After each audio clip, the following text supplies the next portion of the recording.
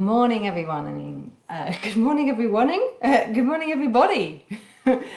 Rise and shine. It's 9:30. I think I should have stayed in bed. Oh, well, it's a wet old day today, isn't it? So I have got a nice craft activity for you today. One which is gonna can take all morning if you want until it stops raining this afternoon. But before we do that, let's just little intro as to what we are going to do today and how it links with our story. So, what you will need today is some strands of, what do we call this? Cotton? I don't know what you call this. Uh, Thread. Strands of thread. And we are going to make friendship bracelets. Or I'm going to show you how to do it anyway. And I want us to have a little think about friendship today and what it means for us. And there's a great account in the Bible, one of Jesus's miracles, which I thought, let's just have a little think about that. Now, I have a house with a flat roof. I was going to go up there this morning and show it to you, but it's raining, so I'm not going to. But there is a time in the Bible when Jesus was going around the towns and people were seeing how amazing he was at healing people.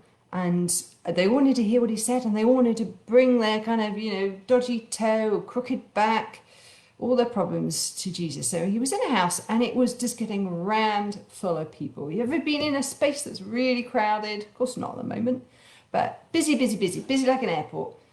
And there was a man there who couldn't walk, and his friends brought him along. But by the time they got there, it was so busy. And they had probably carried him a long old way, and no wheelchairs to help.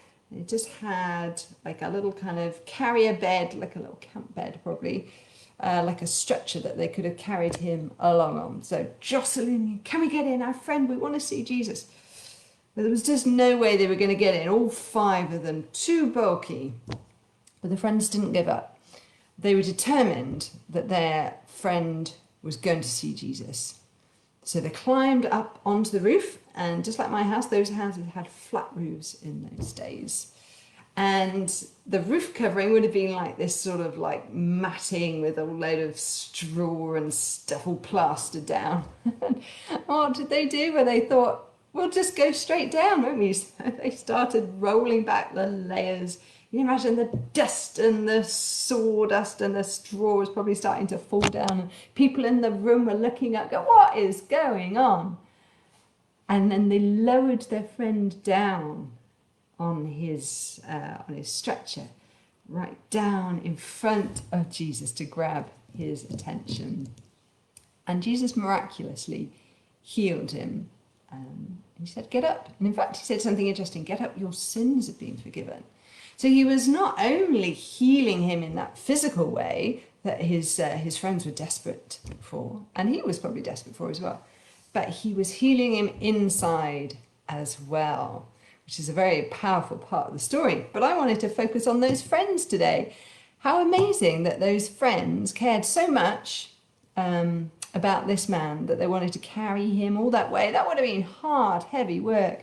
Then carry him up the stairs, not easy, lower him down. Oh, that would have been tough. But their friendship was so important, and they had such a love for this man that they did it. And are we that sort of friend to our friends? Will we help them out in their time of need? Will we go that extra mile to help them, just like the friends did in this story? Well, hopefully when we get to see our friends again soon, as we head back to school, we will, I'm sure we'll be really pleased to see them, but we'll think about the ways that we can help our friends and be a support to them. Maybe we won't be able to physically carry them anywhere at the moment, and they probably don't need it. But there's lots of other ways that we can help our friends. Do they need someone to talk to? Do they just need someone to cheer them up, or someone to help them out with a problem? Lots of ways we can help our friends, and we should always be willing to do that. And one thing you might be able to do now is make a friendship bracelet to give to your friends when you get back to see them. So we've got our little strands. Now what I'm going to do in a minute is tilt the camera so you can see. But we start off, and the beauty of this is you can do different colours, different thicknesses, different combinations, but I have gone for 6 strands in 3 colours. Hopefully you can see those. We've got a yellow, a black and a pink, although the pink kind of turns slightly white on the other one. And I've only got quite a short length here, but actually what you need is possibly about 4 foot, so maybe about the height of you, something like that. But because I'm not going to finish this today, I didn't need to show you that much. So take your strands and do a nice loopy knot at the top, just around your finger like that. Nice knot, nice and tight, like this. There we go. Now, I am going to pin this. I'm going to take a little bit of sellotape. So you can do this on a table with some sellotape. Make sure it's not nice wood finish. Check with your parents where you can do this. Sometimes people put it in like a safety pin and attach it to their trousers. But again, check with your parents. It's the best way. So I'm going to put a bit of sellotape. Hopefully this will stick nice and firm. And now this is the bit where I say goodbye for a minute, because I'm going to tilt this down.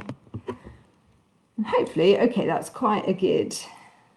I think you can see quite well. So I'm taking the sellotape and I just stick that down there. And while I do this, I think in the background I'm going to play a nice little bit of piano music for an old hymn, but a lovely one, which is called What a Friend We Have in Jesus. Because not only are we thinking about being friends to each other, but that friendship that we can get from God as well. So let me just, here we go. I'm going to play this in the background. Hopefully that will come. Now, I'll turn it down a minute, it'll be too loud. There we go. So what you need to do is separate out your colours. And I'm going to go 2 at a time, because it's just easier. And you go round, you pick this one up, make a number 4 shape, which I know is probably upside down in the way you're watching it. Loop round and pull it up to the top. And then repeat that again for a second time, a number 4 shape, as you look at it anyway. Loop it round. So you're basically looping your first 2 strands around your next 2 strands. There we go. Then you go to the next ones, which is, mine is my yellows. So again, 2 loops around. That's 1 loop round. Ooh, just keep it straight. It's all about keeping your pattern on this. And that goes around there. Now you can use more strands, different colours, but this is just a nice easy way to show you. So now that pink one has come over to here. Now I take my black ones on this side and I do exactly the same. A number 4, put it round the yellow ones. There we go. Do that twice. And then I'm going to do it around my pink one. Now ideally I probably would have at least 4 strands coming along here instead of just the 3, but for ease of showing you how to do these, we've just stuck to those. Right, so that one's gone through, and now I'm moving to my final one, the yellow one. So loop round these 2 here once and do it twice, and then go round the black one once and twice. There we go. Now can we start to see there? Doesn't help that I got a bit of a patterned thing. Can you see on my thumb there? We're starting to get our little rows. So we'll just do one more. Now when I was young, friendship bracelets were all quite the rage, so we spent a lot of hours doing these and swapping them with each other and giving them to our friends, wearing them for years, getting them all gross and mucky. But something that was also popular when I was younger is to wear a little bracelet which had the letters WWJD on it. And those letters, WWJD, what do you think that might have stood stood for? WWJD. We want jammy Dodgers? No. It stood for what would Jesus do? And it was like having a little reminder. You'd wear it on your wrist, and it would just remind you that in all those decisions that you've got to make throughout your day, perhaps not even just decisions about, what am I going to have for lunch, but a decision about how shall I act in this situation? How shall I respond to this person who has just called me a nasty name?